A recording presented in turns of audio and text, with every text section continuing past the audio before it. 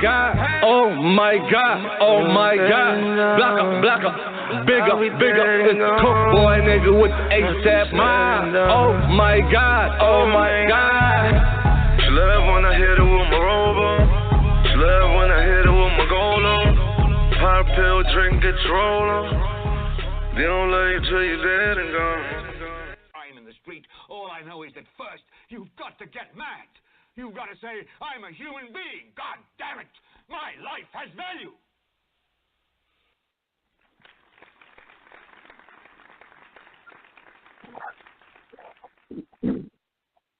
Power, black power to the people in this world. This is your host, Rasta B, and this is In Black America Radio. Speaking to black people in America, black people in the diaspora, black people that's in Africa, so we all dealing with the same issues. We all dealing with that same beef. Today's date is November 18th, 2016. I said I'm going to start doing the dates because I wasn't doing it prior. And when I posted on YouTube, sometimes people think I'm speaking currently, especially with the Donald Trump prediction that I made. A lot of those wasn't dated. So people are listening to it thinking these are new things that I'm saying when it's actually 6-7 months ago. But today's topic is going to be called, or the title of today's show is, It's Time for Black America to Cut That Fear Shit Out. Guest calling number, 646-716-4654. Now, the whole reason for today's topic is because what I noticed is after Donald Trump won, I start hearing mad grown-ass black, unquote, men running around talking about they afraid, they fearful, they're scared, and other little weak-ass terminology that, yo, as a black man, ain't nothing we should be afraid of. You see what I'm saying? Because once we born, once you come out of your mother's womb, and you're black, and you're a man, death is part of you. Death come with the territory. Black men, because see, when it comes to black women, and black women wanting to be scared and afraid and things of that nature, I don't give them passes for that either. But it's easier to understand a woman being afraid and having to talk her off the ledge. Black man, you being afraid, you look soft as a motherfucker. And that ain't how you're supposed to look. You look mad corny talking about you afraid. That's all I kept hearing. Once Trump, I was just afraid for this country. How the fuck are you pro-black talking about you afraid for this funky-ass country? Let that settle. Let that settle. That's like you in the house. You know what it reminds me of? It reminds me of the Maya Angelou story, where she was being raped by her, I want to say like a mother boyfriend or like a stepfather or something like that.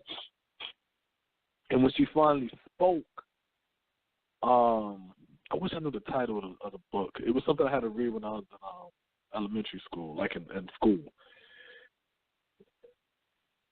Oh, I Know Why the Cage Birds Sing. That's the name of the book. I Know Why the Cage Birds Sing. And there's a part in there where she says how once she told who was raping her, the uncles got wind and ended up murking the dude. And then she felt like her talking is what made this her oppressor get killed. You see what I'm saying?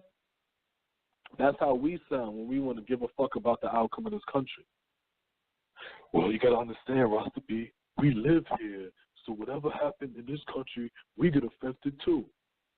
Okay, who gives a fuck? I'm not speaking outside of America. I'm in America too. I don't give a fuck. What are you scared of? Donald Trump. Donald Trump wins. What happened? Black people are afraid. This is what we got to realize. We're not afraid of Donald Trump. We're not afraid of white supremacy. We're not afraid of racism. We're not afraid of none of that shit. We say we're afraid. We say we're fearful of this shit because that's a word that we're familiar with. So that's why we say you're afraid. I'm fearful of Donald Trump being a president and all kind of, because you don't know really what that feeling is. That feeling you feel is not afraid. It's not you being afraid. That feeling you feel is not being prepared. And because your ass ain't prepared, that's why we hedged our bet for Hillary to win. That's why now that Hillary lost, we all feel afraid and fearful of a Donald Trump's presidency. We're not afraid. What the fuck are you afraid of? I think what happened is we have the realization that we're not as prepared as we like to pretend that we are. We don't have our shit together like we pretend that we do. So instead of putting out that word, I'm afraid and fearful and I'm scared and all these other weak-ass terminologies that grown-ass black men should not have in their vocabulary, we need to just come to the grips that we don't got our shit together. We need to do that. But before I go any deeper, let me go ahead and bring in my co-host Smoke and see what he's been up to. Smoke, are you there?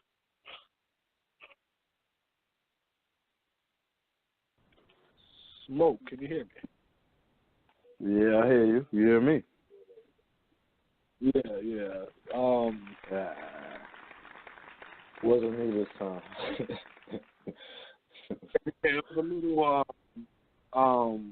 slowing down, transferring from the headphones to the speaker. I don't know what the hell that was about. But yeah, Smoke was good, man. How was it? Sure, big Friday, man. Happy to be off for the weekend, you know what I'm saying? I mean, it's been a good week playing, you know. Just a normal hustle and bustle of normal hustle and bustle of working, you know what I'm saying? But outside of that, man, I'm just trying to finish up the new year, finish up this year and go into the new year, good. So, I was just thinking about that all week, like what I need to do to, make sure I'm starting off, on the right foot coming into the, the new year or whatever.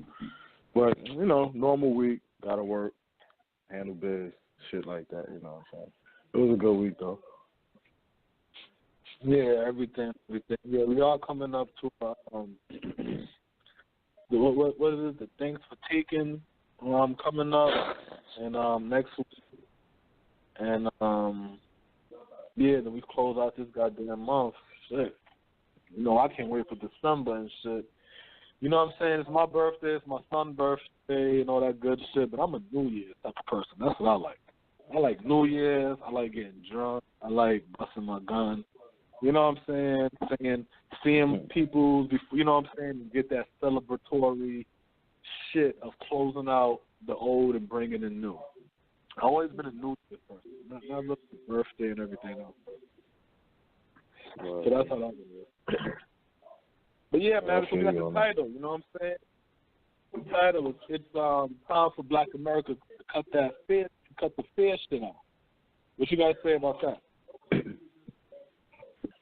I mean, that's just been the vibe the last, week or so since the, the election. I mean, really going into the election, you heard people verbalize, like, what's going to happen if Trump wins, or not so much if he wins, but just like what he represented, because no one was really saying that he was going to win, you know what I'm saying? And so, like, after the election, now you... there's no going to win. His brother named Rasta B on In Black America Radio been saying that Trump was going to win before he had the nomination. Straight up. So somebody been saying it. Everybody else who was believing in them Aquaries, the sign of Aquaries and numbers and where the chicken bones fell out when you threw it on the floor, them niggas thought Hillary was going to win. But that dude, Rasta B, he been saying Donald Trump was going to win for the longest. Go ahead, man. Yeah, it's just been a lot of fear, pretty much, talk after the election.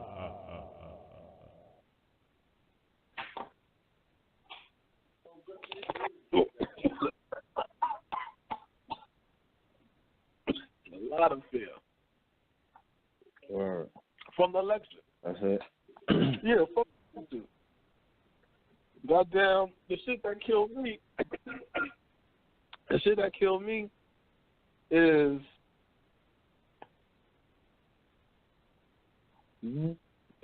if a kid say they're afraid, like if your son, our cousins, because they Tashawn is what 20, so he in the early 20s. He don't know no better. Yeah, he don't know no better. He young. He really like seeing life. So he told me, yo, I'm afraid, you know what I'm saying? I'm fearful for a Donald Trump win, which I can't even see him saying that, right? But let's say he did. I could sit him down and and tell him what life was. I could tell him about life 25 years ago.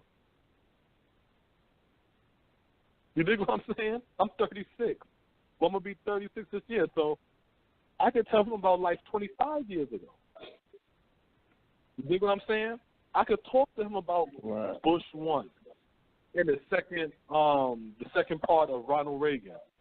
I remember the second part, and I remember Bush 1. The first part, I was too young. So I could tell him about that and let him know why you shouldn't be afraid. If it's a woman, I could sit her down and talk to her and explain to her why you shouldn't be afraid. But when you got grown men, when I'm looking at Van Jones, grown-ass fucking man, black man, on CNN talking about he's afraid, he's fearful of a Donald Trump presidency. I'm like, word? Is that why we can't advance as a people? Because the black man is afraid? He's fearful? So let me ask you this, well, have you caught up on the Walking Dead? Yeah, I saw all the episodes. You saw the latest episode? Yeah, last week, yep. You know, Negan, and that's for anybody out here that watches The Walking Dead. Negan and his little cohort of men, right? They represent white supremacy. Rick represents the black man. You dig what I'm saying? Watch how I break this down real quick. Who is Rick sleeping with?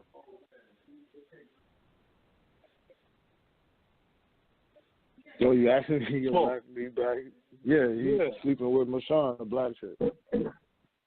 The black chick, right? Okay. Remember in the opening scene of the last episode, Mishawn was on one side of her back, turned towards Rick, and Rick was on the other side with his back towards her. That showed the separation. You dig what I'm saying? Damn, when Negan emasculated Rick, that's why Rick can't lay up. Because any other shit, when they was fucking with each other, prior to Negan, they always slept up under each other. You dig what I'm saying? That's unity. Right? Once Negan emasculated Rick, and we're going to use Rick as a black man now, even though he's a white dude, he's going to represent the black man now. Now you see they're not sleeping together. They're separate. Right? she no longer really trusts him to protect her no more because she already see that Negan broke him. She got a gun where they don't even know about this gun. But Rick is so what? Afraid. He's so fearful. He got so much fear in his heart from Negan that Negan would turn around and he got so much fear for Negan that he would give up guns that he find and give it to Negan out of fear that if Negan find out they have guns, they're going to get killed. You see what I'm saying? So that way Negan don't have to do nothing. Your fear is going to be my eyes and ears. Yeah, it's just like, that's not how this shit works. It's how they whipped his ass. You know what I'm saying? They did that how, they would do a slave. They picked out the strongest slave, which was, in their eyes, it was Abraham. You know what I'm saying? They thought it was Abraham, so they went and picked him out, pretty much murdered him in front of everybody. Overkill. Got everybody to see that shit. Then they took Rick a step further. Everyone else broke at that point in time. Rick didn't. Wait, you know what I'm saying? Before Rick, they killed the Chinese dude, Glenn, right? If you remember, he turns around and he says, all right, Abraham, that's my fault. I had to make an example. But Glenn, that's not my fault. That's your fault. That's how white America does black America now. Now you got black Americans saying. Right, no, but watch this. Watch out what black America if we didn't kill each other, then they wouldn't want to kill us. Why we get mad when the police kill us or a white person, but not when a person kill us? If we didn't call ourselves nigger, then they wouldn't call us nigger. That's no different than the Negan shit. I wouldn't have killed Glenn if it wasn't for Daryl snuffing me. So that's not my fault Glenn had to die. That's really y'all fault. So what in return would Rick say? Really all of them. Y'all don't do these things. No, hear what I'm saying. What would Rick end up saying? Give up the guns. Don't do this. Listen, because I don't want nobody else to die. Because what happened? If we didn't do this, then they wouldn't do this. That's where we're at now, in a state of fucking fear. The same fear that Rick and his group is under. You dig what I'm saying? From The Walking Dead. But the sad part about The Walking Dead versus Black America, The Walking Dead is only 6 seasons. Right? No, 7 seasons, right? So it's what, 7 years? We on the 500 season of In Black America. You know what I'm saying? Of Black America. Of being in the diaspora. We're in 500 seasons now. We got children who growing up under these conditions now, and they're accustomed to it. Just like being, if you're from the inner city, you get accustomed to going to sleep to yelling, gunshots, sirens, police lights, and shit. You get accustomed. You can sleep easy. It don't even bother you no more. It ain't normal, but it don't bother you no more. That's where we at now. We're in a state of fear. Now that Trump is openly showing that these white males, well, really the white race, period, wants to hold their nuts, and they sick of being PC and letting everybody else have rights and they don't have rights.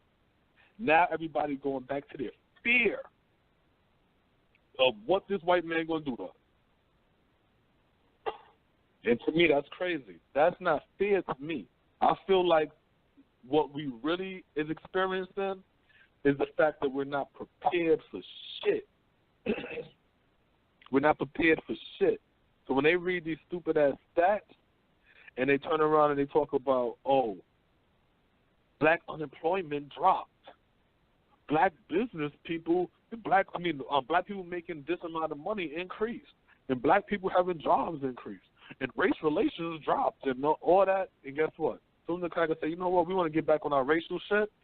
Then we get afraid. Why?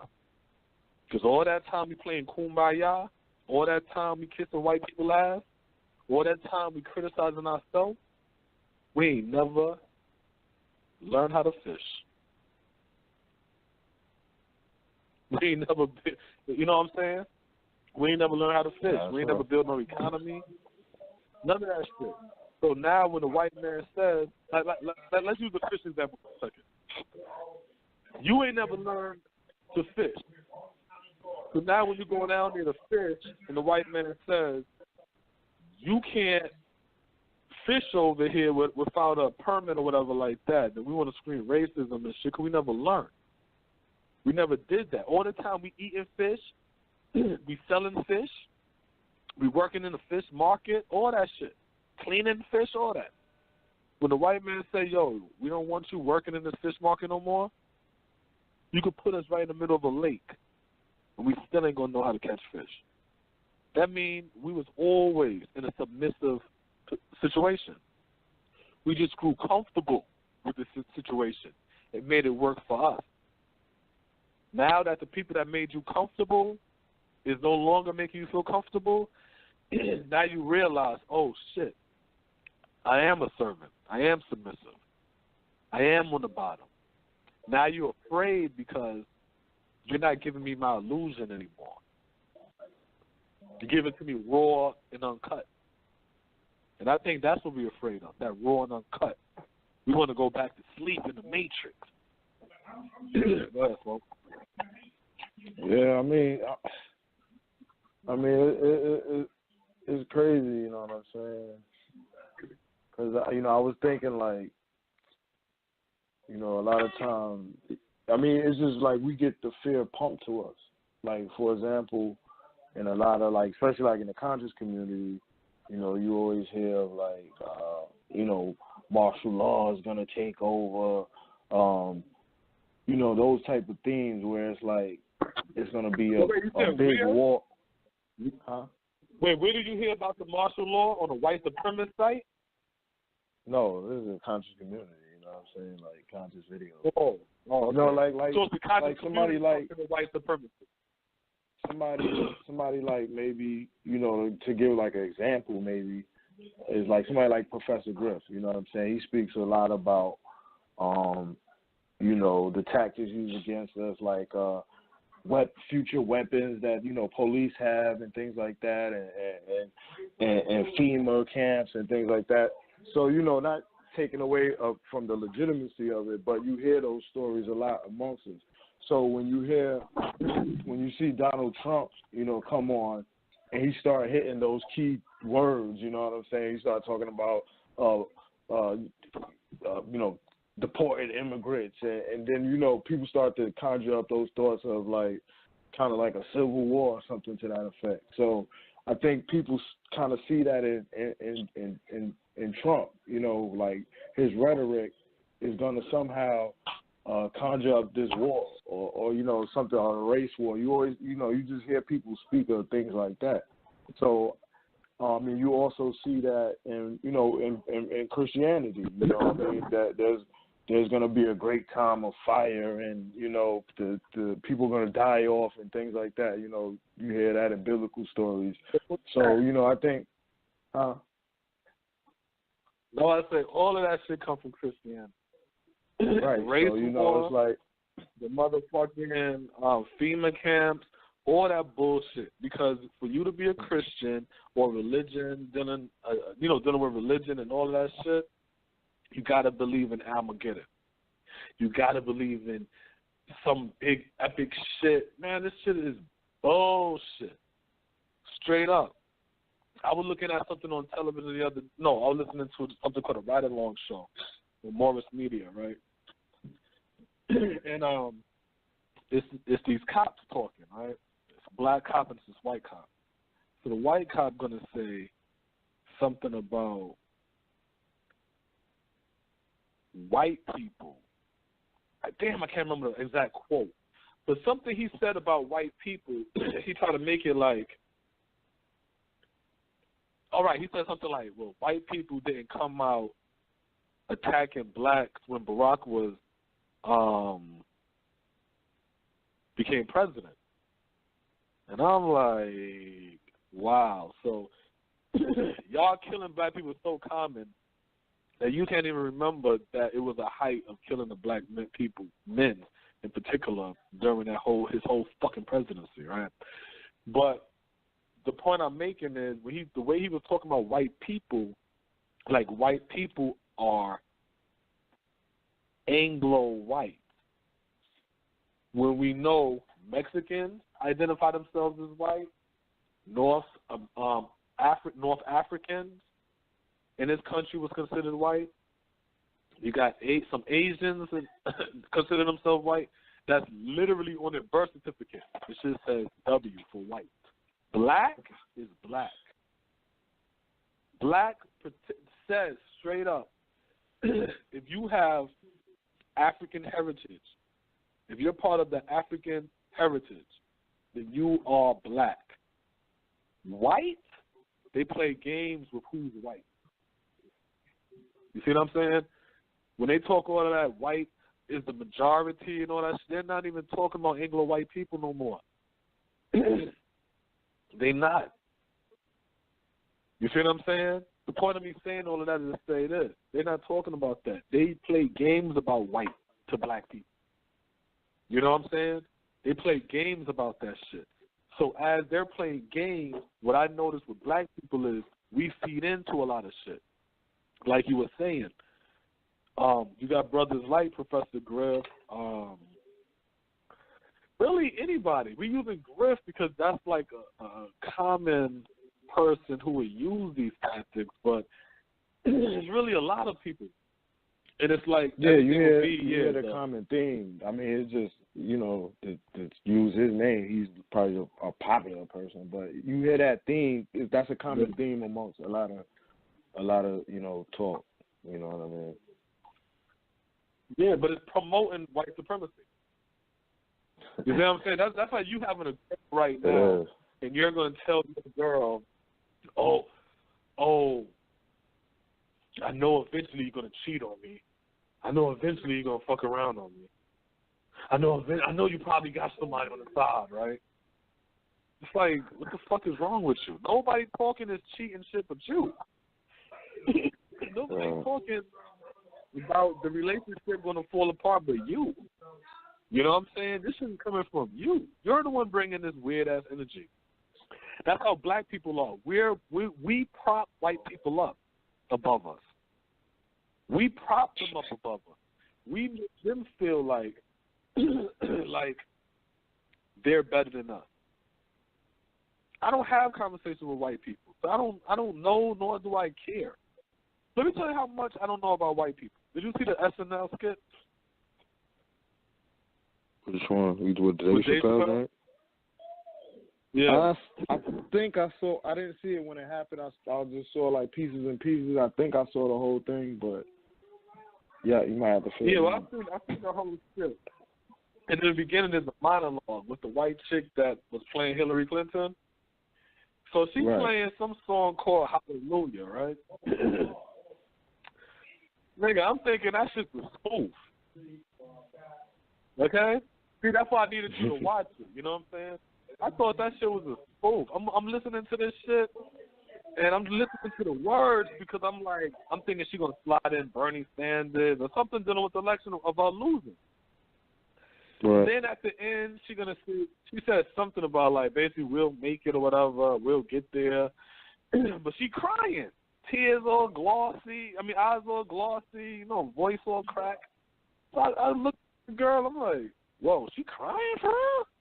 So she was like, yeah, you didn't hear the song she was singing? And I'm like, yeah, but like, what is this, a spoof song, right? She like, no, this is white people gospel. Some shit called Hallelujah. I'm like, I ain't never heard of that shit before. I'm like, I definitely didn't see that part. This is how much I'm not connected to that white shit. I'm so not connected to that white shit.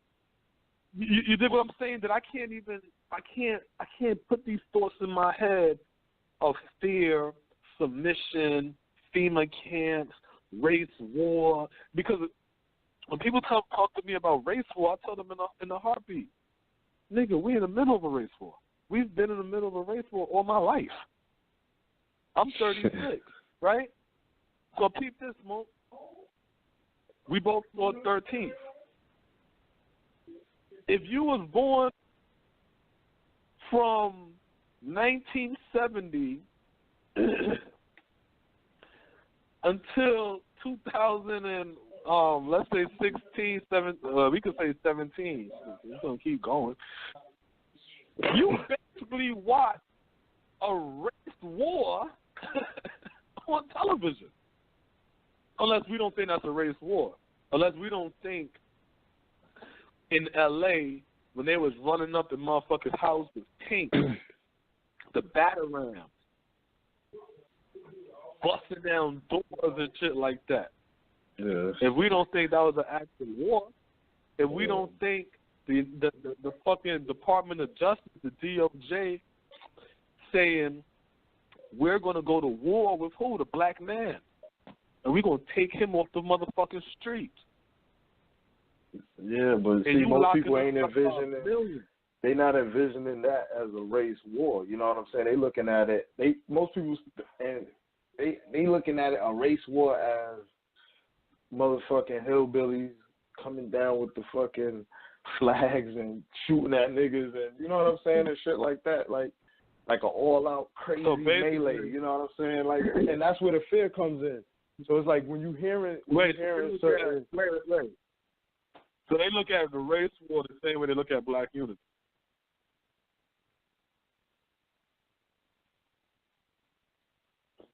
That's crazy. Because they look at black unity the same way. I'm like, yo, black people, we are unified. No, we not. And because they want some shit where I guess everybody to, I don't know, this is weird. But it's the same image of the race war. We're in the middle of a fucking race war. Been in the middle of a fucking race war. And we'll turn and say, that's not a race war. Like you basically saying, like it has to be on the far end of the spectrum for somebody to for us to realize what's happening. You know what I'm saying? Instead of looking at some media small shit. Some media. Right. If the TV says it's a race war, then we'll say, we're in the middle of a race war. But the same shit, come on, man. Let me tell you. When I was a kid, I remember when I used to hear black men tell me, because I'm the oldest of my siblings, and black men used to tell me, yo, you know the ratio between men and women is like, I think it was like 1 in 5 or something like that. Like 5 girls to 1 black man or whatever like that. You know what I'm saying? They was like, that was the ratio, 1 in 5. Then as I get older, then it's just like 1 in 7. Then it's like 1 in 10. Then it's 1 in 20. 1 in 30. And I'm like, after a while, I say, yo, where the fuck is the black man? Right? I might have been like in my 18 or early 20s. When I used to say, yo, where the fuck is the black man then? You know what silly niggas used to say to me? Who gives a fuck? More pussy for me. But I used to always wonder to myself, where the fuck is the black man? I'm comfortable with 1 in 5. You know what I'm saying? I'm comfortable with 1 in 5. You can even play 1 in 10. But when you start telling me one black man for 20 black women, 1 black man for 30 black women, I have to wonder, where the fuck is my comrade? Yeah, what's causing the change? You're gonna wonder at the very least, like what? Go ahead. No, I was just saying, like, you're gonna at least wonder what's creating that change. You know what I'm saying? It's like, why? What's the difference? Why from 1 to 5, or 1 to 10? You know what I'm saying? Like, what's causing that difference? Like, the disparity is crazy. You know what I'm saying? So it's like you have to just pay attention. But if you ain't paying attention, if you worry about the Kardashians, or you know what I'm saying? You trying to get the latest gear and shit. you're not looking at that at the very slightest. You know what I'm saying? And I think that's a or part of it. Like, we look at yourself as American, not black, or as a Christian and not black. So you're not going to no longer look at what's going on with black people because I'm a Christian. I'm a Christian first, or I'm American first. So you're looking at white and Chinese and everybody else, or you're looking at Christians everywhere else that you don't care about that number. But me as a black person, as a black man in particular, you know, shit, nigga, where are the black men? How the fuck do we get from 1 in 5 to goddamn 1 in 30? But then when you look at the documentary, you see there was warehousing these black men. Is that not an act of war? They talk about FEMA camps. Why would they have to put some black ass in a FEMA camp when they got prison?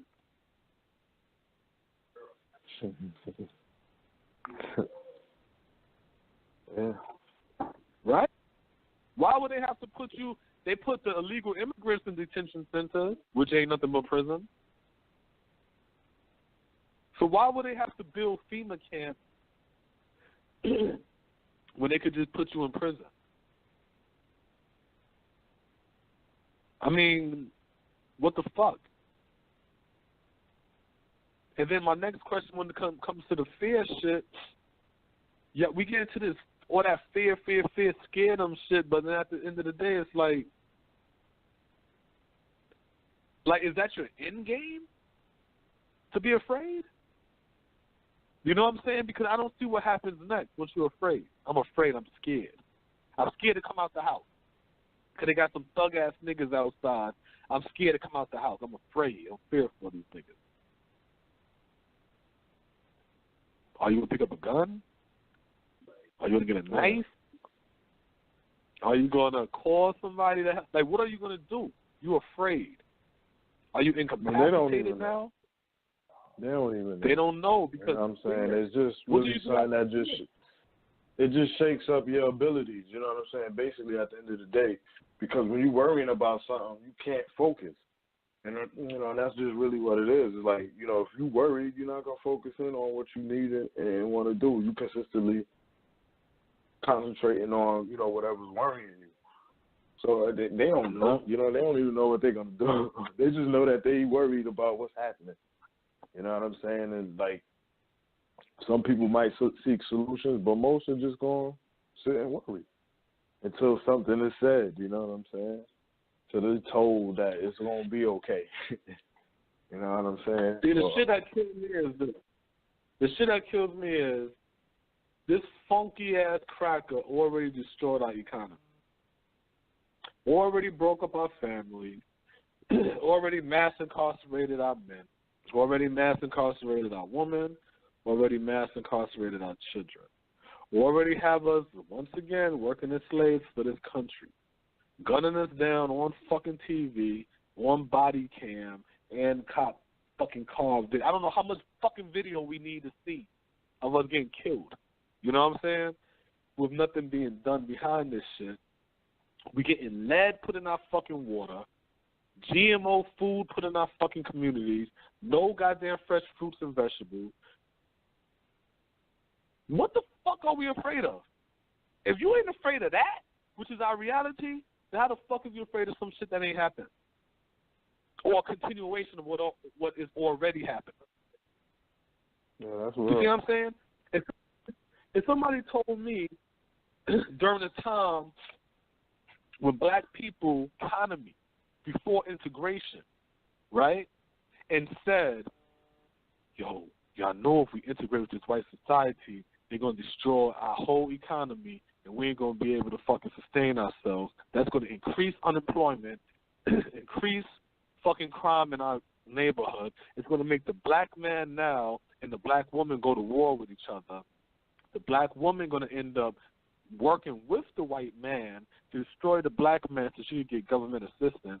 The black man going to end up turning to fucking each other. The black woman going to end up turning to fucking each other. The black children are going to be causing so much fucking crime in the streets because they're so lost that they're going to be giving their bodies to the fucking system to be slaves. That would be something to be afraid of. That would be something to be fearful of. You know what I'm saying? That would be something to say, yo, you know what? I don't want that to happen to my people. I'm afraid of that. Let's get rid of this integration shit. That's something to fear. But you can't come into a situation. No, I'm about to say, you just can't come into a situation where we don't have shit and then say, I'm afraid because he going to make us not have more shit. Come on, man. Go ahead, man. Yeah, that's real. But it's like what happens with the fears is like, you know, you fear one thing and then the government give us something. But then what happens is it creates more fears because then they start doing shit. Like, for example, with like 9/11 happened. You know what I'm saying? The towers came down, all the aftermath. You know what I'm saying? This whole hysteria is created around, like, you know what I mean, Al-Qaeda and, you know, jihadists and Muslim radicals, you know, coming in, and we need to protect America. And then it resulted in the Patriot Act, which allowed them to spy on every one of us, you know what I'm saying, however they want. Mm-hmm. Then once you realize that shit, then it created another set of fears. It's like, okay, they could come tap on my phone and they might be listening to me right now. It's like just they put a fear out there for us, give us something to just hang ourselves with. You know what I'm saying? And it's usually through law. And, you know, we spoke about laws through our previous shows and shit. Yeah, law caused disorder. Law caused disorder. And they use law against your black ass. And see, the shit that killed me and bugged me out and tripped me out about the whole scenario is because we don't got that same fear when it comes to destroying ourselves. You see what I'm saying? Right. I don't hear a black man saying one of my worst fears is leaving this black woman alone to raise my seed, to raise our seed. I don't hear that. I don't hear a black woman saying, my fear is calling police on my man because he might get gunned down by a cop. And I know this is a small-ass little argument that we have.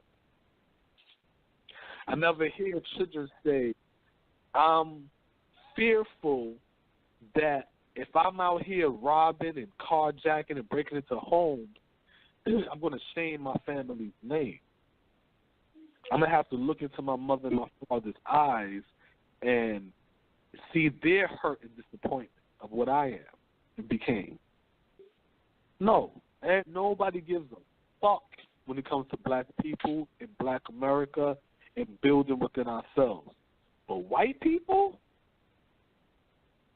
as soon as a white motherfucker turn around and be like, oh, it like one shit I heard. Oh, so rap music is black American music? He go back, no, I don't listen to no rap. And it's like, wow, everybody does rap now. Pimp said, and the song. Well, it's in the song "Fuck With Me, You Know I Got It," but I don't know where the actual interview came from the Pimp C, where he says the reason why we wear the gold and shit, that's in our nature, that's in our heritage, that comes, you know what I'm saying, that's in our genes. Yeah. I remember being on All Hip Hop or Soul.com, one or the other, and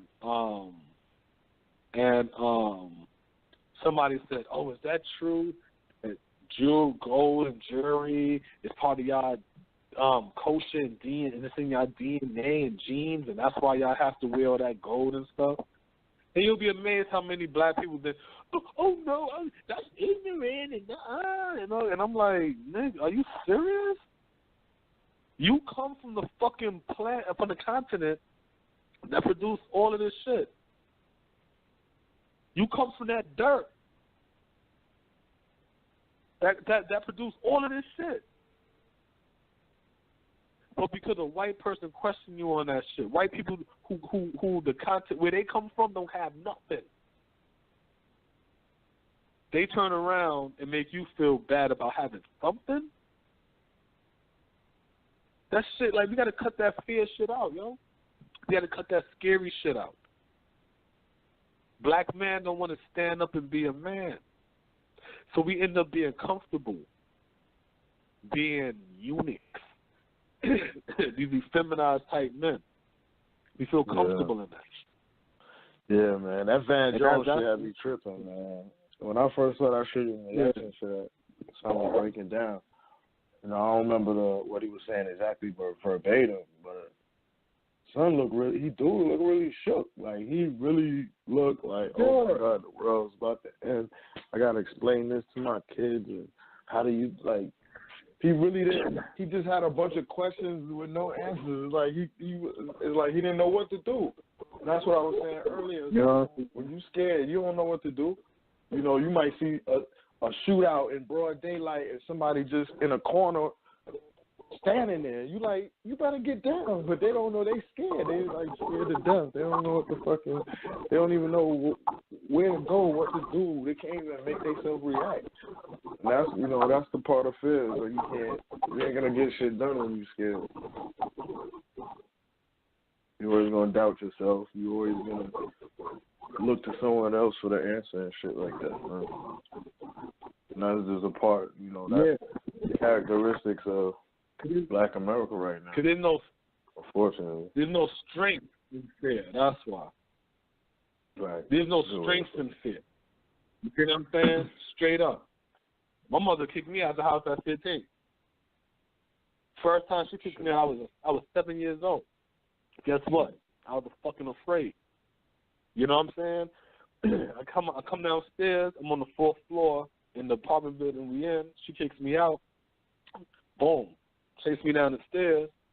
I get down to the fucking lobby area, and I'm looking outside. It's pitch fucking black. This the 80s.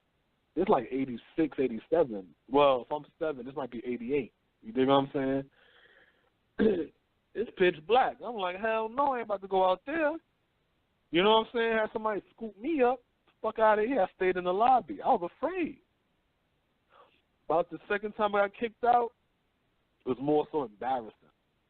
But the third time I kicked out, I'm like, fuck it, man. It is what it is. You know what I'm saying? Like, I just thought I was part of being fucking a black man. You know what I'm saying? Was getting kicked out and having a mother fucking talking shit. And you know what I'm saying? Because remember, we coming up where black men couldn't even have people. How about that? For the youth out there that's listening, or for the black man out there that's like, oh, shit, I forgot all about that. There's a time you, as a black child, sagging pants? Fuck sagging your pants. You couldn't be that same age as these kids sagging their pants. You couldn't have a fucking beeper.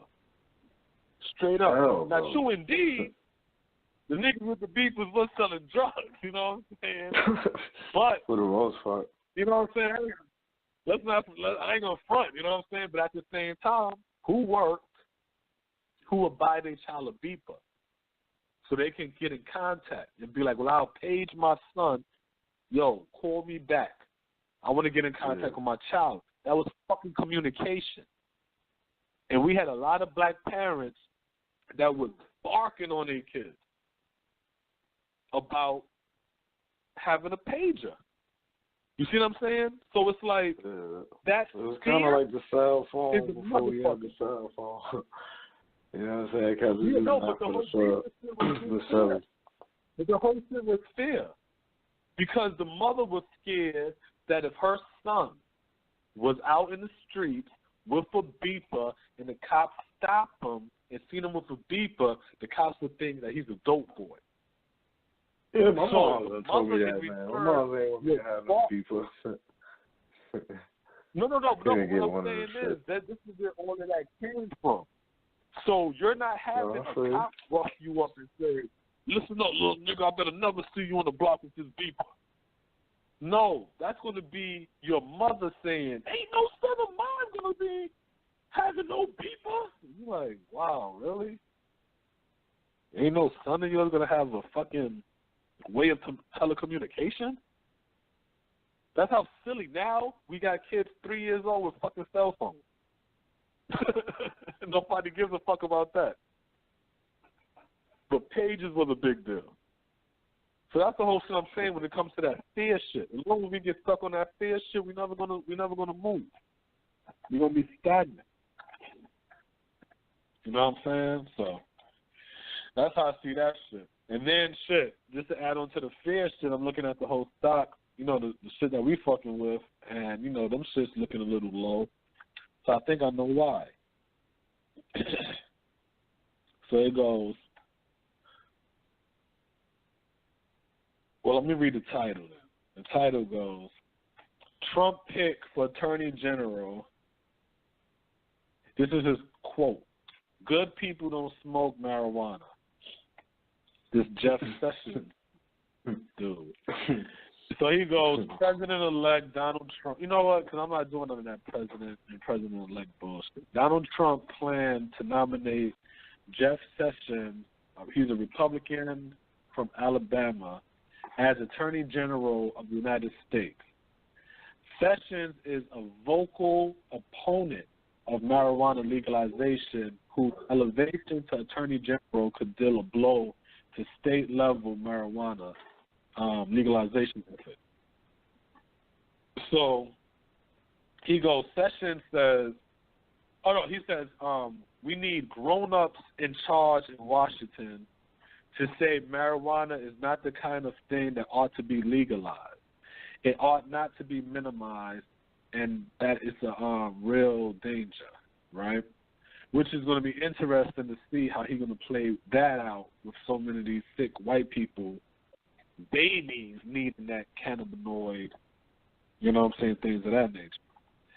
Sessions further argued that a lack of leadership from Barack Obama had been one of the drivers of the trend towards marijuana legalization in recent years. I think one of Obama's great failures, it's obvious to me, is his lax treatment and comments on marijuana. Sessions said in a hearing, it reverses 20 years almost of hostility to drugs that began when Nancy Reagan started Just Say No. So my whole thing is this: if you want to sit here,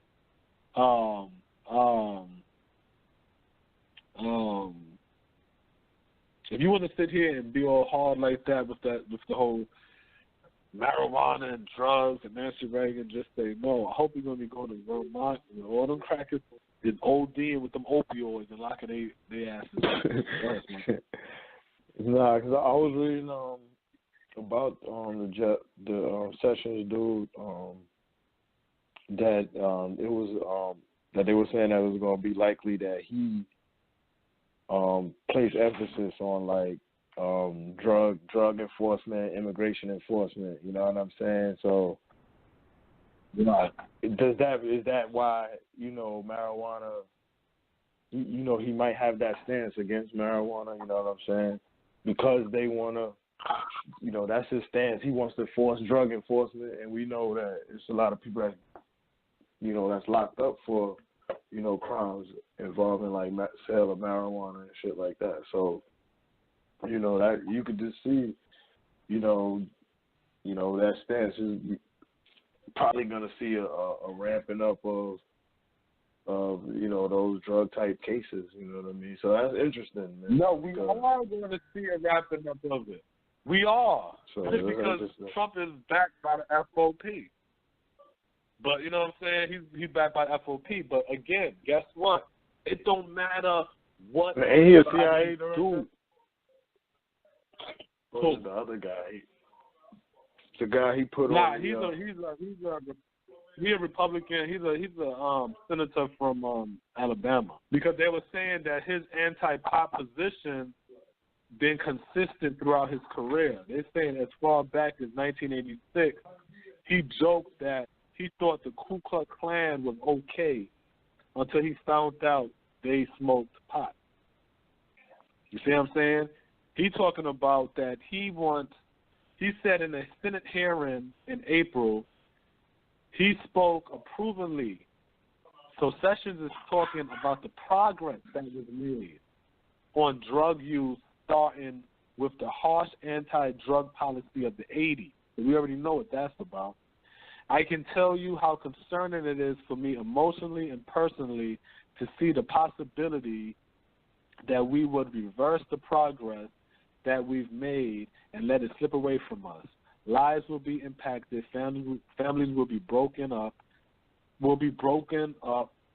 Children will be damaged. He added, I believe the Department of Justice needs to be clearer on marijuana legalization. Yeah. You know what I'm saying? But I'm curious to see the oppositional fight. That because all of this goes back into the topic of fear.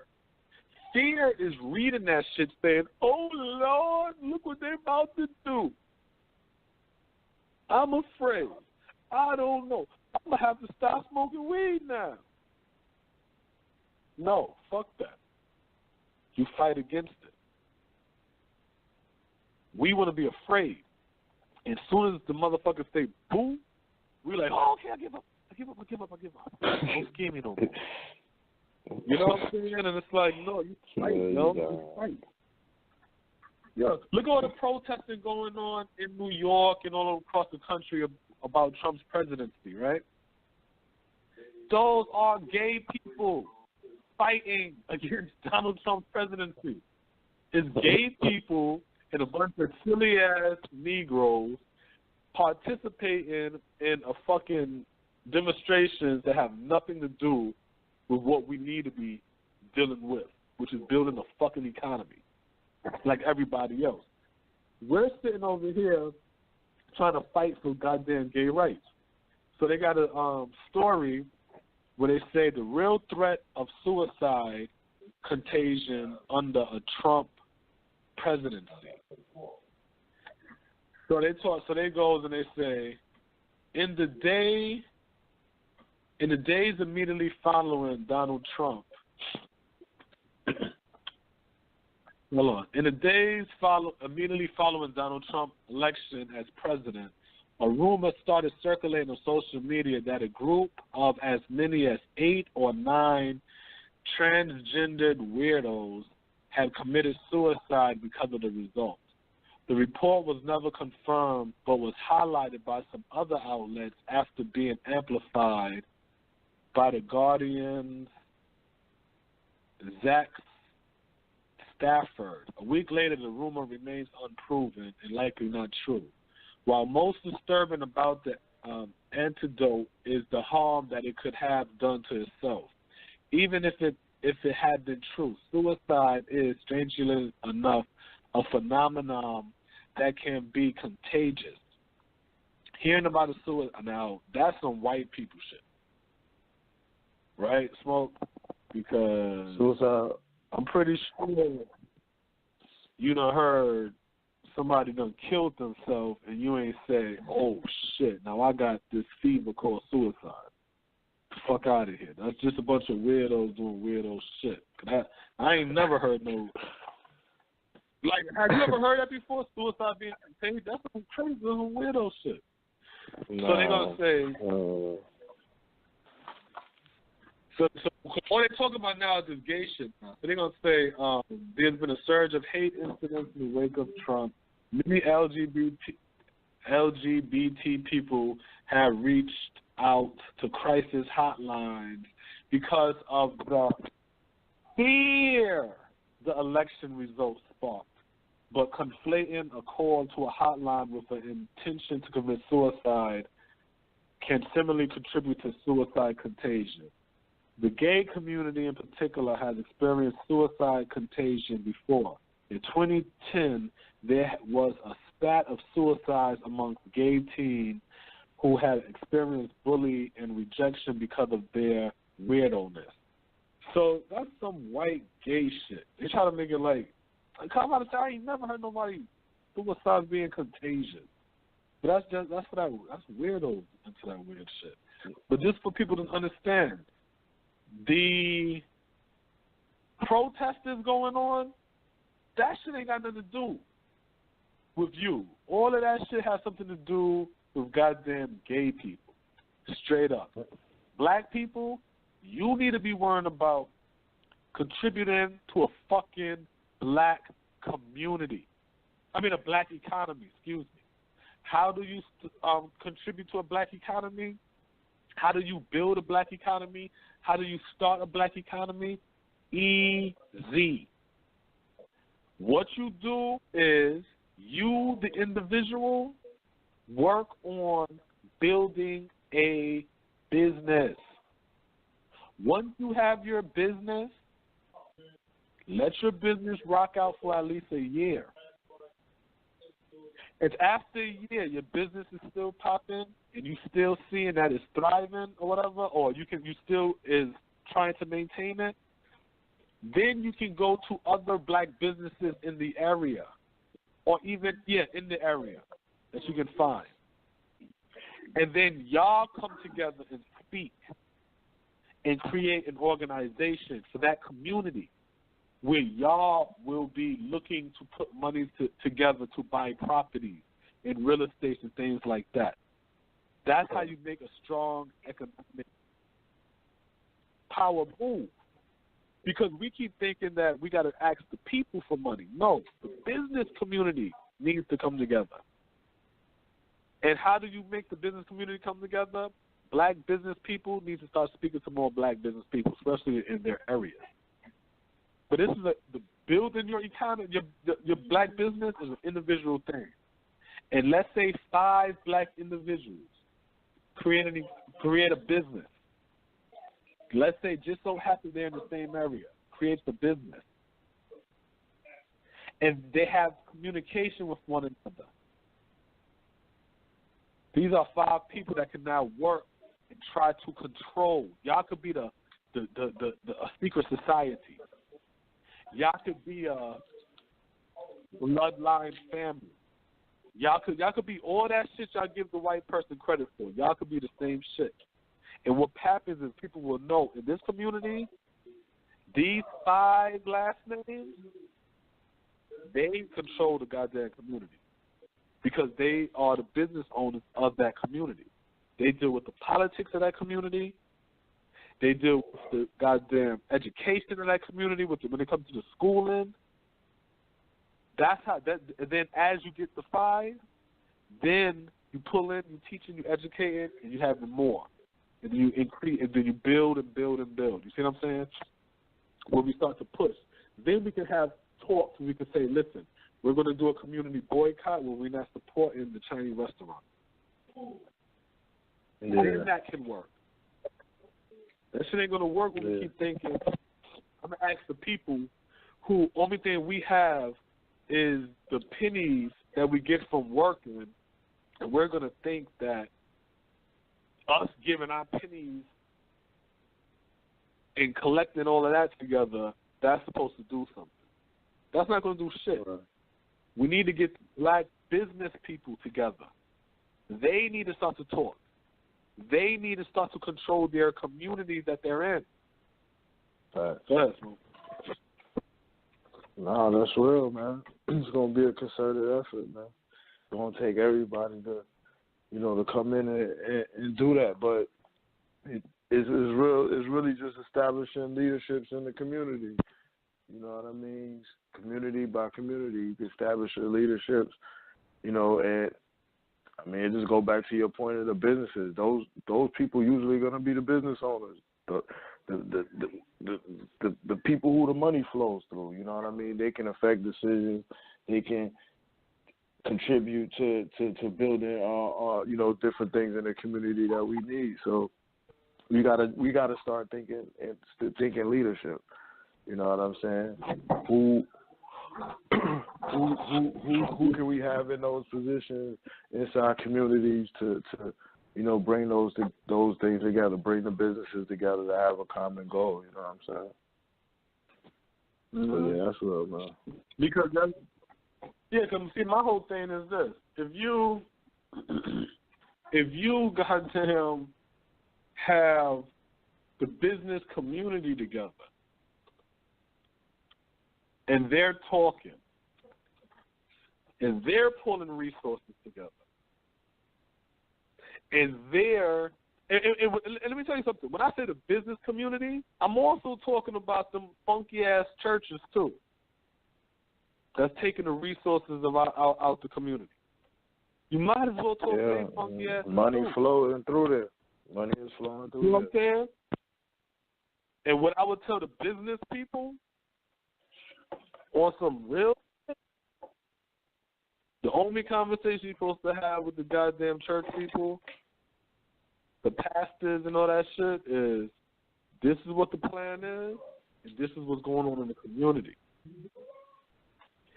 Either you're down with it, or get the fuck about the community. That's it. You dig what I'm saying? That's it. Yeah. That's the only conversation. That's it. Get down on the fucking lay down. The end. Either you can still talk your little bullshit Christianity shit. You can still talk your bullshit Allah shit. You can still talk your bullshit whatever other religious shit it is. Whatever. You taking money out the community. These are the things that we having to set up. If you got a problem with that, my nigga, you got to get the fuck up out of here. We're not playing that shit no more, man. When it comes to them Chinese restaurants, Arab gas stores and shit, you talk to them too. But they can't be a part of the community. I mean, a part of the organization. You tell them straight up, since you're here, we want this amount. This is what we want a month from y'all to stay in the community. Straight up. If you call police, it's going to be a problem. Believe that. This is what we want. Straight up. They respected when the Italians did it. They respected it when the mob did it, right? That's terrorists, right? Yeah. That's how governance works, right? You got to pay. You can't just set up shop over here. That's how we do in the hood. Instead of asking for bread and extorting niggas, niggas might get shot the fuck up and killed. So what you tell them? This is what I want. Straight up. If you don't, no problem. Don't. And when you come back to your gas station, that shit burnt the fuck up, then you know what it is. That's the message. You know what I'm saying? In the end. You know what I'm saying? Niggas gotta stop being fearful. We gotta stop being fearful. What the fuck are we afraid of? Going to jail? We going to jail. Getting killed? We already getting killed. So what are we afraid of? White supremacy? We under that. Racism? We dealt with that already. So what are we afraid of? What's the fear? Like, we don't know what we're afraid of. We just scared. Scared running. Like, run. Scared ass motherfucker. Everybody going and shit. You know, it's like the fear. It's just a common theme amongst us and shit. I was looking at, you know, going back to Trump. You know, he's appointing Michael Flynn as his as a national security advisor. You know, to the president or whatever. So you know, Lieutenant General Michael Flynn. So you know, he's like known for being like the anti-Islamist gangster.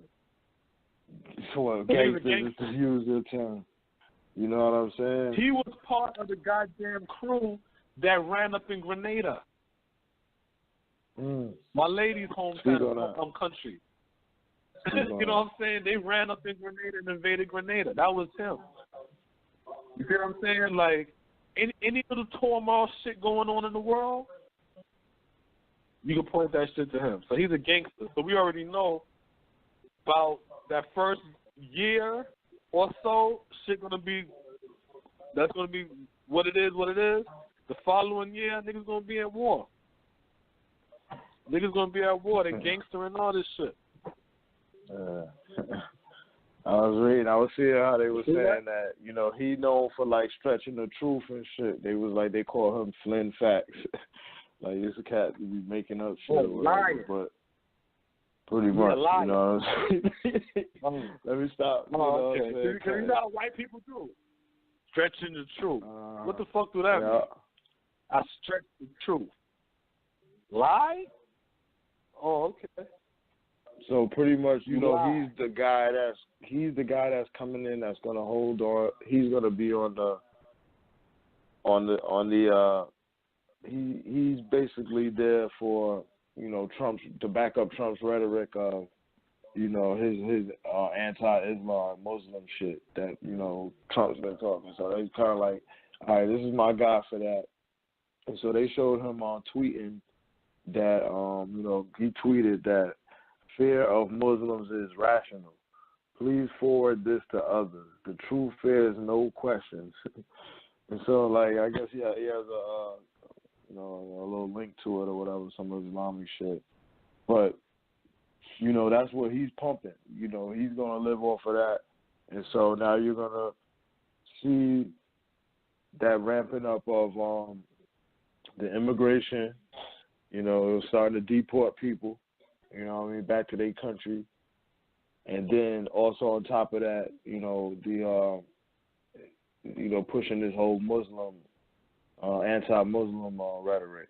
And that also plays into immigration because, you know, there's a lot of people here who practice Islam who might not be, you know what I mean, legally documented or whatever. So, you know, there's always a chance of playing that law into, you know, what they doing in terms of trying to eradicate the Muslims or, you know, having that thought process. Yeah, tell the truth, that's the only motherfucker that should be having an issue and protesting. It should be goddamn gay people. Oh, well, you know, let me give a R.I.P. to the singer Sharon Jones. She had died at the age of 60. As a quick side note, just ran across the information. Yeah, she is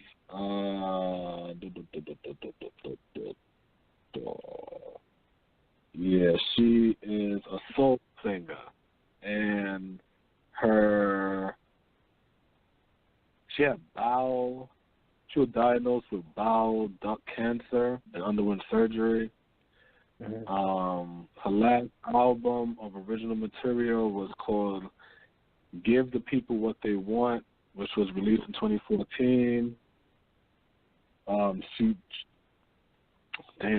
she had then the diagnosis changed to stage 2 pancreatic cancer. Then she went on the chemo, which was a big mistake. But yeah, she passed on. She passed on at the age of 60. And it's sad. You know what? They could refer to her as the female James Brown. But the sad part about a situation like that, especially when it comes to cancer and things like that, is literally it's about what we eat and we don't eat. You know what I'm saying? But I ain't want to sidetrack, but I ran across the news, so I'm going to bring up this stuff. But no, I repeated that shit. Man. Yeah. See, but the whole thing with me that's crazy when it comes to the whole fear shit is this. All right. Muslims, they're afraid because they're getting the target put on them. Gays, they're afraid because they're getting the target put on them.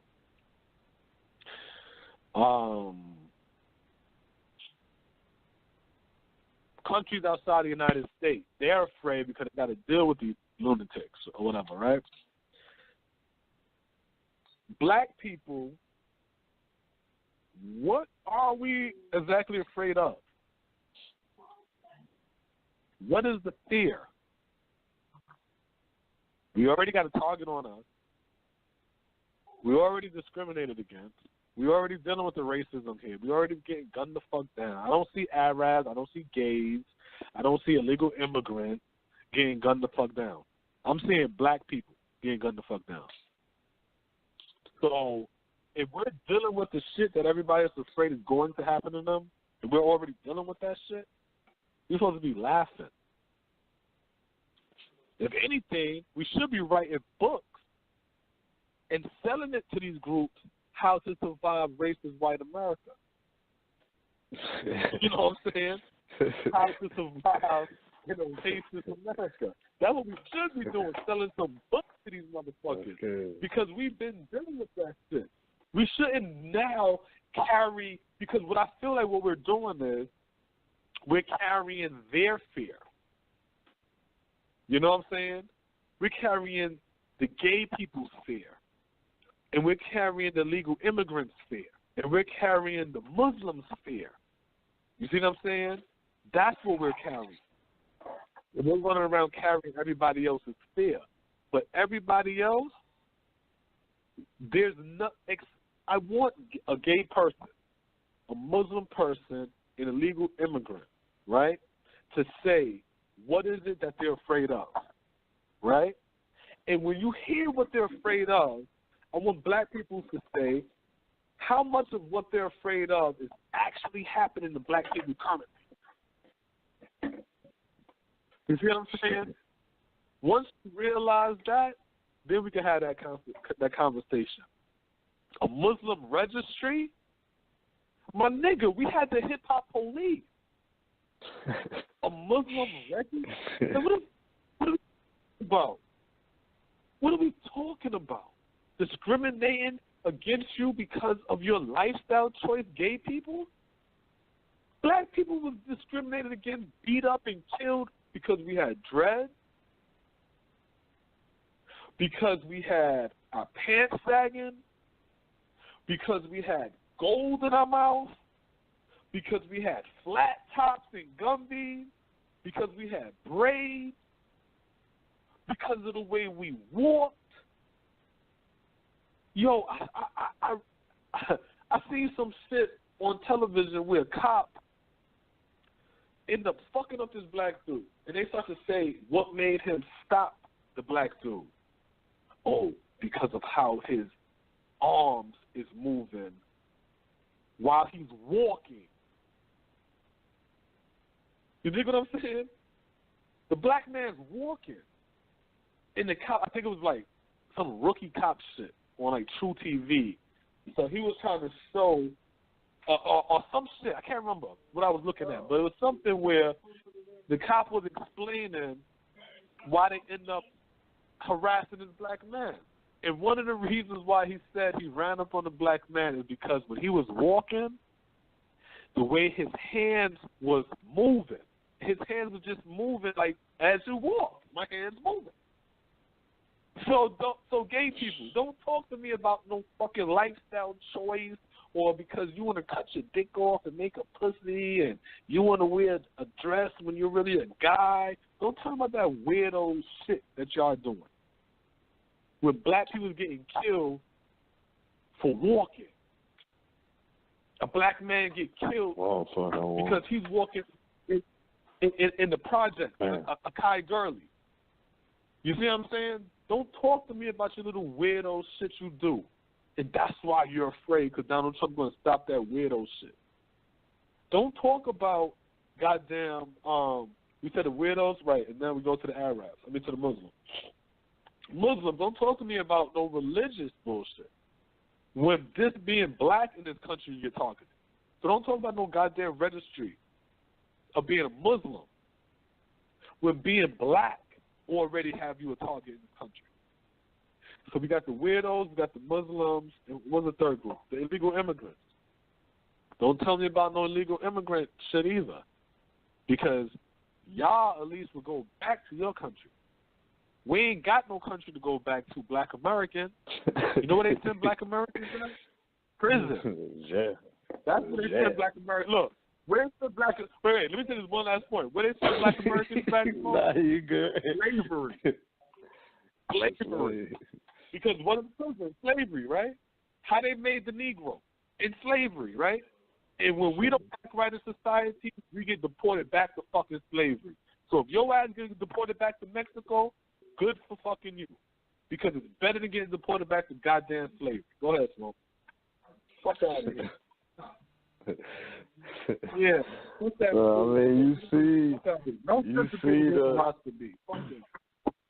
You see the whole Trump campaign, you know what I mean, his rhetoric from, start to finish. And then, the personnel that he's bringing in, to surround him, they're further going to bring along, his agenda. So I mean, there are legitimate, things to I would say analyze with, the Donald Trump presidency. You know what I'm saying? But to be fearful, I mean, we already got shit going on with us. It's like we in a mind frame of like some shit is about to happen, but it's already happening. Yeah. So it's like, we're looking at, December the 19th as Armageddon. Now, not to cut you off, but are we afraid because they about to dump all these niggas down to the black side now? All the gays and illegal immigrants and the fucking Muslims and shit gonna go to the black side now? Now y'all understand where we coming from? Like, look, gay people talking about gays the new black. Now you about to find out about black. Fuck out of here. Now you about to find out about black. All them goddamn shit that want to talk about that Allah and all that other bullshit like that. Now y'all about to understand black people. All y'all fucking immigrants. When I'm talking about the illegal immigrants, I'm not even talking about Mexicans. I ain't talking about nobody who ain't black. I'm talking about immigrants from Africa, immigrants from Latin America, immigrants from the islands, black people. I'm talking about black immigrants. Now you understand why black Americans act the way they act. When you bring your funky ass over here to America and you want to touch your nose and kiss white people's ass, and that's for all the black people that's in Africa, that's in the islands, that's in black America, this is what the people do when they come to America. They come to America and they start kissing white people's ass. That's what they do. They kiss white people's ass and they start sitting on black Americans. And they start talking about how black Americans, they lazy. We came over here and we didn't have nothing, and look what we have and all kind of shit, and the white man ain't that bad and all kind of fun. They sell out when they come to America. Now, they ask want to understand why black Americans fight the way we fight, not amongst each other, but why we fight the system, why black Americans always say, fuck these crackers, why black Americans talk about white supremacy and racism, because this right here, we dealt with this shit for 500 plus years with no let up. No let up. But then you bring your funky ass over here, and because you now can have the freedom of kissing a white person ass, now you want to now become them and shit on black Americans. And you think because you get favor from white people, you're better than black Americans. Well, guess what? Trump's going to let you understand. Just like how it was back in the day when Puerto Ricans thought they was black too, before they switched over. Now they're going to understand. Everybody's going to understand what it is to be black now. Shit, fuck it. I just don't know why we afraid. That's what I don't understand. What is you afraid of, black people? Name me something that these crackers going to do to these other people that's not happening to you already. That's the real question. Go ahead, Snow.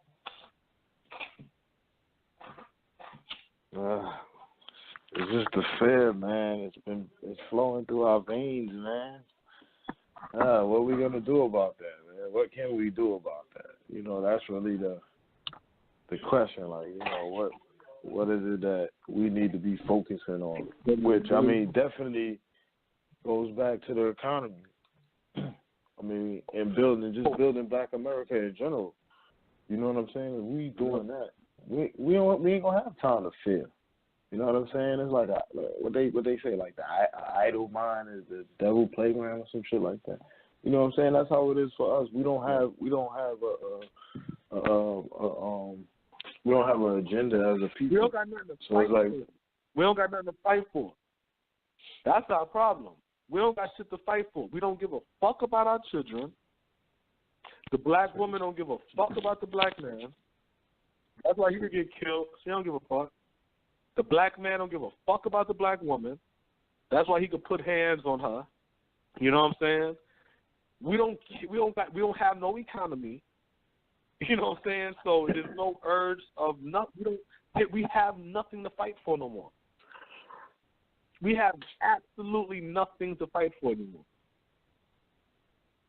Like, we done got complacent of not having nothing, not being nothing.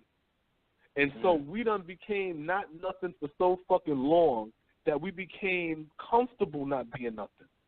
So you got people that think, okay, I got a good paying job, or I have a business and my business is thriving, and once I die, get older and die, I'll retire and close down my business. Okay, well, guess what? That means your business wasn't shit. That means your whole reality wasn't shit. You see what I'm saying? Because you don't have nothing to carry on, nothing to build, nothing to say. 100 years ago, this man created this corporation. 100 years later, it's still standing and employs this many, is making this mark. Nothing. Everything we have is temporary because we're in the bottom. We are on the bottom floor. We walking around talking about, oh, look, we spend $1.4 trillion a year. If we put all that money together, don't you know that we could do this, that, and the third? No, you can't, dumbass, because you make $40,000 a year and don't got no money. So how you gonna tell a million fucking black people to pull 1.4 trillion together? You don't pull the fucking 40 a year. Like, I mean, I just the dumb shit, yeah. Like, this shit, man. That's just stupid, man. I'm like, God. Yeah. You know what I'm saying? Like, come on, niggas be making 40,000 and who got $1,000 in their account? You know what I'm saying? But you want to talk about niggas pulling 1.4 trillion, and you can't even collect 10,000. Like, shut. Damn. Like I said, because I heard it all my life. You know what I'm saying? I heard it all my life. I heard the white man got his foot on our necks, and the white man and his power structure system and how strong and powerful the white man. I heard that shit growing up. I heard we don't want to buy nothing in this country. I heard that bullshit. I heard the boycott bullshit. I heard the fucking live off the grid shit. I heard all of these things. When I say heard, I'm really meaning lived it. When I'm saying heard, because once I hear it, then it becomes a reality in my fucking life all of a sudden. We did these things growing up, my mother, you know what I'm saying? So I'm looking at these things and I'm like, this shit don't work. The only thing that we did, the white man destroyed, and we act like we don't want to do again out of fear, is build a fucking economy. So as soon as you talk about building an economy, Smoke, the first thing you hear is what? Oh, you see what they did to Black Wall Street? Nigga, that was 1921. We're in 2016. You know what I'm saying? It's like, God damn, man. Shit. Niggas was selling crack. You're still selling crack in 2016. Why we don't stop that shit? Out of all the black men that got locked up for selling crack. We ain't stopped that, but we going to stop a fucking building the economy because a white man destroyed it? Who gives a fuck, man? Shit. If he destroy one, build 5. How about that? They get strong. How about that? Yeah. Like, God, like, it irks me, man, because that's the only shit that's going to work. How do we lower unemployment? Oh, by marrying each other, and the black man, he need to start to take care of his kid, and the black woman, she need to respect herself, and all this stupid blame game we doing. We need a fucking economy. An economy lowers unemployment. An economy lowers crime. An economy increases wealth. An economy increases education. An economy increases innovation and invention and travel. All of that one fucking shit solves all of our goddamn problems. Yeah, to revitalize the community, to revitalize Black America. That's the heart of Black America, is the economy. It ain't one, so, Black America is in shambles. Yeah, but guess what? I'm afraid. Because if we don't, the white man going to take it over. The white man going to kill everybody. I'm like, you do know everybody else got an economy except us, right? Every fucking body got an economy except us. So why the white man ain't kill everybody else? Why the white man ain't destroying nobody else's shit? Oh, because he just going to destroy ours. So saith the Bible. Look right here, the Ecclesiastic bullshit 1 and bullshit 2. It's going to tell you that we can never open up the economy because the white man going to destroy it. Come on, man. We got to get rid of that shit, man. Straight up. My uncle was on probation. House arrest. Couldn't leave the motherfucking house. This is Brooklyn. Ricky, right? Right.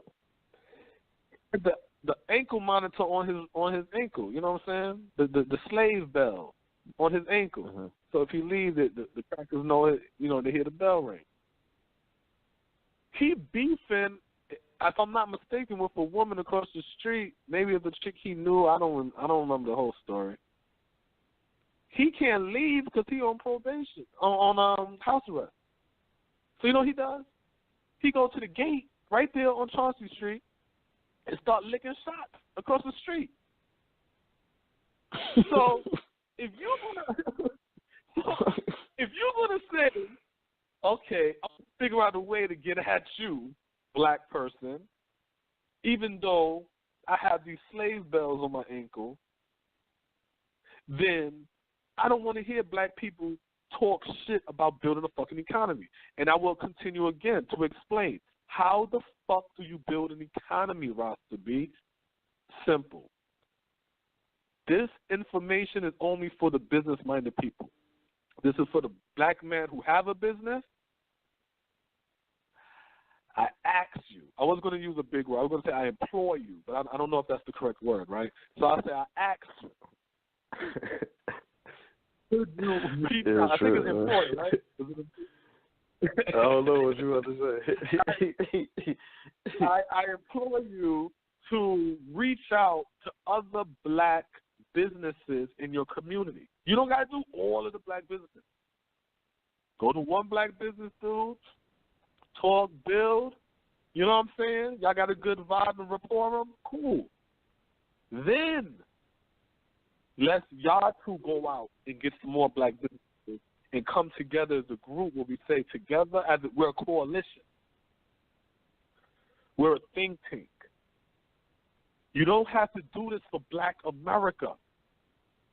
You don't have to do this for the black race, community, in your square block, in your county, in your, you know what I'm saying, in your district, whatever it's called.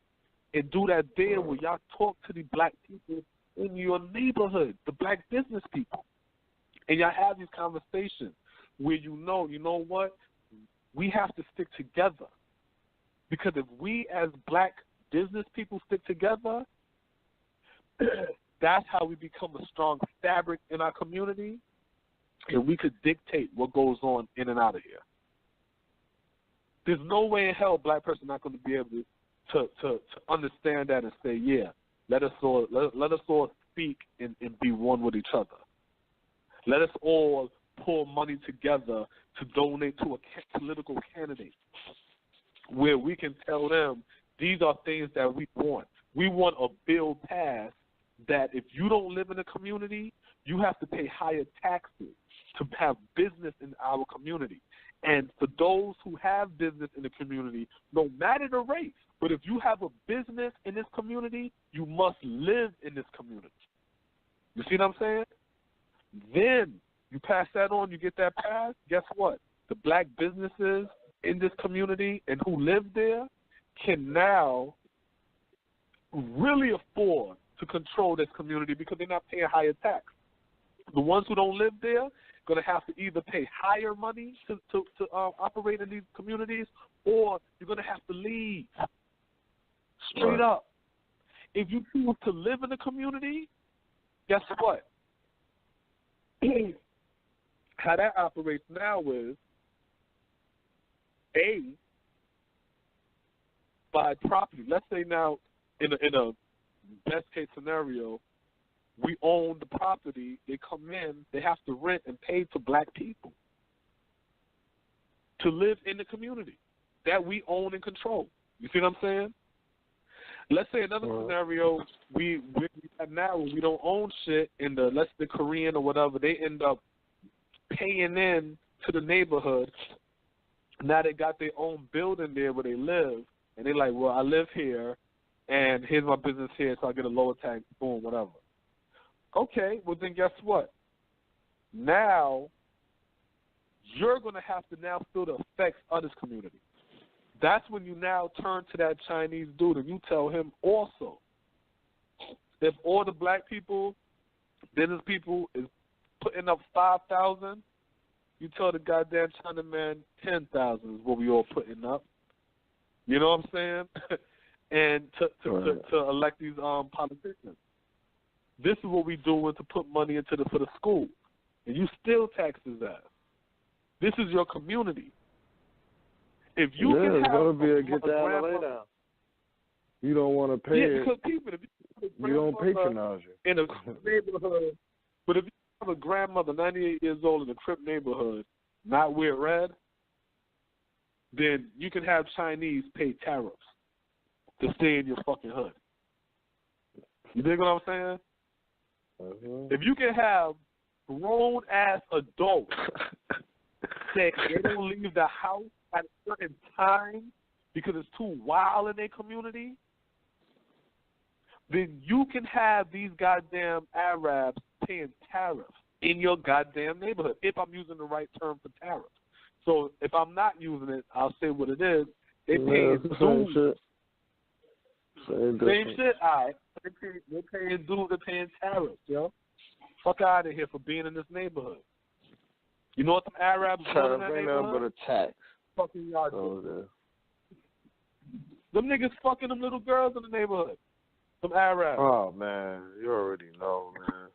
I see that shit going, sliding in the little cigar spots and all of that. Like, one of those spots by my job or whatever, you know what I'm saying? I see the little John come up in there or whatever. She was a little manly looking one though, you know what I'm saying? But the dude, he was kind of goofy, little Indian dude. So she like, yeah, yo, let me get. She telling her the girl she with was like, I guess a little dyke couple, you know what I'm saying? One the man, one the, you know what I'm saying, the girl or whatever. And she like, yeah, she like telling the girl like, yeah, go get what you want or whatever. So she getting told her some shit out the back or whatever. She like, yeah, she get to the front. She's like, let me get a pack of Newports for her. She's like, you know, I got you, whatever. He looking like, yeah. She just walked out the store, ain't paid for shit. I was like, oh yeah, all right. Yeah, you know. You get some type of favor. You all here for cigarettes. You know what I'm saying? Yeah, but why are you whoring for cigarettes? No economy. No economy. All of that is based upon not an economy. You see what I'm saying? All of that. And we don't get that. This is what we'll say. If we pull all our money together, that have nothing to do with shit. If we didn't call ourselves niggas, that have nothing to do with shit. If we was married, if we went to church, if we was all on the same page, none of that have nothing to do with shit. We need an economy. And guess who? Really, even though the black woman, you talented black woman, you need to build your own goddamn economy. And I'll get into that in another show, what I mean by that, because that's not a slight or a diss. But it's an out economy and an inward economy. Well, I'm going to say it real quick. An outward economy and an inward economy. The inward economy, that's more so like, let's say like a local economy type shit. You know what I'm saying? And that's what the woman needs when she's holding down the house, holding down the children, educating, and she has her economy. You see what I'm saying? Where they hold down there. The man, we're supposed to have that international economy. We're supposed to be competing against the white economy. Black America is supposed to be competing against white America. Black America is supposed to be competing against Mexican, America. Black America is supposed to be competing against Asian America, Indian America, Arab America, and any other fucking America out there. We're supposed to be dominated. Really and truly, there's supposed to be two fucking economies in America. A white economy and a black economy. That's it. When immigrants come into the country, they're supposed to figure out, am I going to go to a black economy in black America, or am I going to go to a white economy in white America? You see what I'm saying? What's happening is there's a white economy and it's black workers, right? So now you have Chinese saying, look at these black people working for the white man, and look at them coming back home. Let me go cook for them and sell them food. Let me go cook and sell food to these workers, and that's how they're making their money building their economy. Then the Arab turns around and says, you know what? Let me go put some gas and sell gas to these goddamn workers.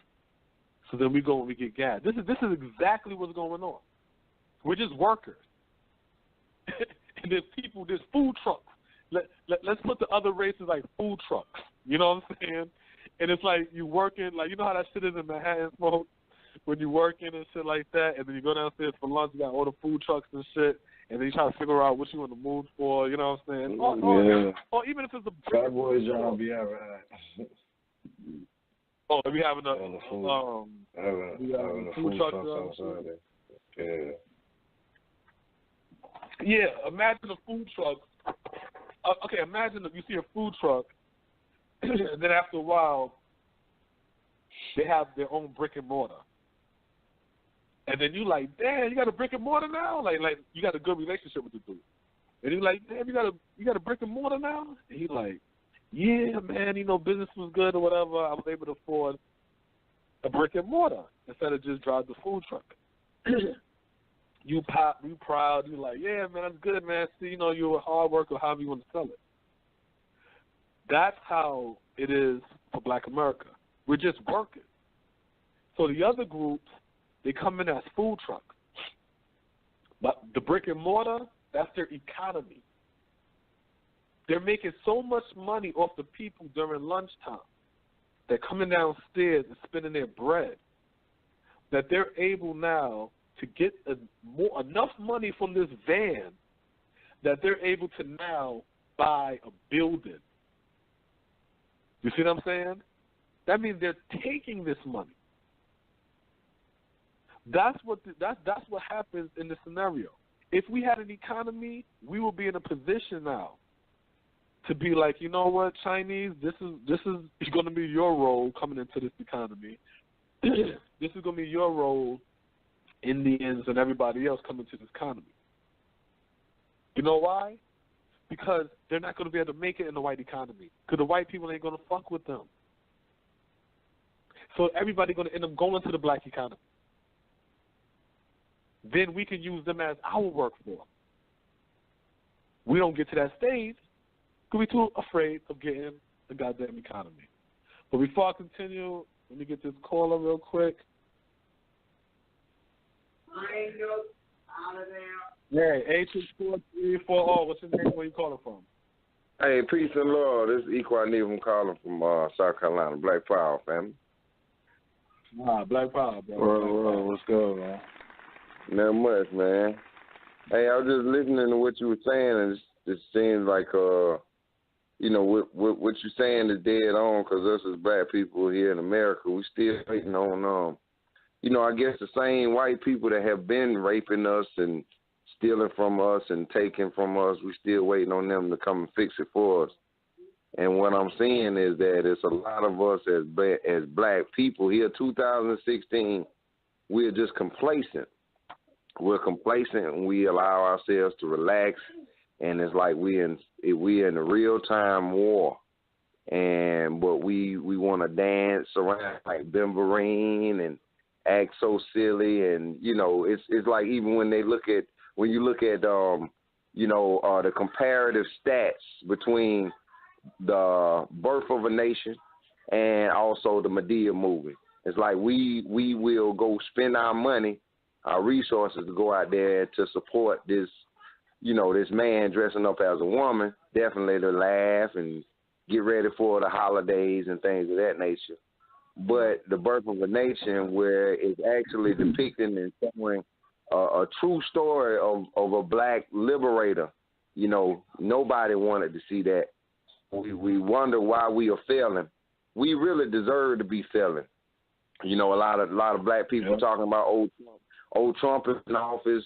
These white people are doing this. When you look at it, so what? The white people are doing what they are supposed to do. Because when we get our chance to get on top, we are supposed to say black first. And now white people are saying white first, and they're doing whatever they have to do to make the way better for their children. They want to make things comfortable for their children. Just like y'all were talking about the Asians, the Mexicans. Like even with a lot of, I think I was looking at voting stats on those. Like they don't really put all their eggs in the basket of voting. So you will have to wonder, how is it that these foreigners come over here and we have to buy our products from them? But we are the ones that are waiting on Hillary Clinton or either Donald Trump. We are the ones that go, to, all of these things that were presented by the European, whether it be the church, whether it be the mosque, whether it be the synagogue. We go to all this stuff and we still fail worse than any other people. And none of this stuff is working for us as black people. So I think us as black people, we have gotten away from our scientific mind, and we are off in some type of utopia fantasy type thing. And, if we don't tighten up, we'll be definitely third, fourth class citizens, because these Mexicans, like I think one of you guys are saying, the Mexicans ain't playing. I saw a Mexican woman. I'm on the construction site. I'm actually working on the construction site. I saw several Mexican women out there working. One was an electrician. I never saw a black electrician woman in my life. I never saw that in my whole life. But to say these over here recently, and then that we are seeing them, they kind of do whatever it takes. They work together. They maintain their culture. They don't forget it, and we asking why are they winning, why are we losing. I think we kind of see the evidence right there in front of us. Now, you're right about that, brother. And the thing about the Mexican too, like I said earlier, is that they have an economy. So that Mexican woman being an electrician, she's seeing that I'm making money and can bring this back to the economy. Where a black woman going to look at it like, I don't want to do that. That's not my passion. I don't feel, because there's no economy, there's no motivation to say I'm part of something bigger than me. We're all just for ourselves now. And I feel like if we had something to fight for, we have nothing to fight for. We don't care about our own children, and our children is the next generation. So we don't even care about the next generation that's coming after us. So it's like we're comfortable being on the bottom. And the thing about the Trump win that's sad is we now saying, well, since Trump won, I guess we're going to have to get our shit together. So I'm like, wow, so if Hillary won, you would have been comfortable not doing shit still? That's crazy. That's how backwards we are right now. And we got to get our shit together, straight up. Absolutely. And that's very... I'm sorry, but I just wanted to say it's very sad. Yeah, and I know what you guys have in the show. I'm pretty sure you guys are up with the stats and everything. But looking at how Hillary Clinton endorses Margaret Sanger, and how Margaret Sanger worked hand in hand with the KKK, with the eugenics project and things of that nature, and like how we endorse those people like out of ignorance. And like they say, lack of ignorance of the law is no excuse at the end of the day.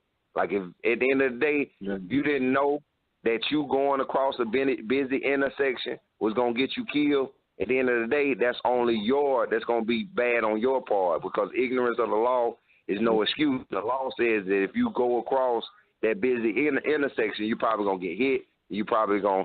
So like I said, we become comfortable, man. We did, because she also is a supporter of Gloria Steinem, and she's the big feminist, white feminist that really introduced feminism to black women. So it's like it was so much stuff anti-black coming from that Democratic side that I was hoping she didn't win. And I've been saying throughout the whole show Trump was going to win since before he had the nomination, because I know how America works. So, and one of my main arguments was, I said, if Trump wins, the black movement survives. If Hillary wins, the black movement dies. So we got to figure out which one we want. But the fear, I don't get that. We're supposed to be motivated right now, thinking to ourselves, 2016 going into 2017, the technology that we do have, the way the world is set up where we don't even need middlemen. We don't need white people and corporations. We can do stuff straight through the internet. Cuba is just open, which is a gang, millions of black people there that we didn't even have contact with, that we can now do business internationally with. We got to get on our hustle, and we got to stop thinking that we're going to get spanked by a white daddy. Fuck out of here, man. If you're a man and we standing on our own, then fear. Like, let me ask you this, brother. Did you see after Trump went how many black men said they are afraid or they're fearful of his win? And I'm like, what kind of man is afraid of another man? That's crazy. We got to get out this shit. Yeah, Snoop was like his ticket was booked to Canada. Said he was out of there. You know? He was out of here and shit. You know what I'm saying? Yeah, it was. Hey, man. In order for us to grow, man, we gotta get off the porch, man. You can't be, you know what they say, if you're scared, sit on the porch. So if we want to stay on the porch, then we can continue down with this bullshit. But then we can't complain about shit. You know what I'm saying? We just gotta deal with what's going on. But if you want to get off the porch and get shit popping, you can't be scared. That's pretty much what, you know what I'm saying, like keep it simple, some old country saying, you know what I'm saying, something my uncle was talking about, you know what I'm saying, but to kind of relate like that, but it's simple, really. You either gotta get to it or, you know, you're gonna lose the race and shit. That's what it is. Is there anything else you wanted to say, Caller? No, I think my son dropped off. I think he dropped off. Oh, okay. Damn. I want him to say some more stuff, man, because we got three more minutes in, you know what I'm saying? So, yeah, I wanted the brother to build some more, man, because... Yeah, I kind of I think he had called in a few shows back when we had all those calls. Yeah, no. I remember the brother, but because he's on the construction, that's why I wanted to hear what the brother had to say off of that, because I wanted to really get into numbers about that. See, I remember when West Indian was the construction site, electrician, plumber, that's what you call it, especially in New York, you know what I'm saying? Now they're being replaced with the Mexicans and things of this nature, and please believe, just like Long Care, what the Mexicans are going to do is work their way into becoming owners of these businesses so they can pass that on to their children. Because only silly black people think just because you're a Mexican, you know how to do lawn, and you know how to repair something, and you know how to paint because you're Mexican. So that means we're going to go to a Mexican and say, I'm going to give you money to work. I don't even know your qualifications. But a black man, you're not going to ask, you're not going to show, you're not going to teach, and you're not going to give the benefit of the doubt that they know what they're doing. You know what? I think we got to do another change in the narrative show. I think we got to do another change in the narrative show and changing the way we think about ourselves show. Because that's always going to be relevant to the narrative change, so you already know. It's going to be relevant. Know, man. Well, because one thing the brother said, which is true, I've never seen a black electrician of black female electrician either. No. I don't think I've ever. I don't really know too many women who want to even fuck with something electric. Like, they ain't trying to hook up nothing. And, you know what I'm saying? I mean, you don't really see that. You know what I'm saying? So yeah, that was interesting when you said it. Yeah. That was damn sure an interesting point, because I know he specifically said it was a female Mexican electrician. Showing you, like I said earlier, when you have an economy, you're working towards something.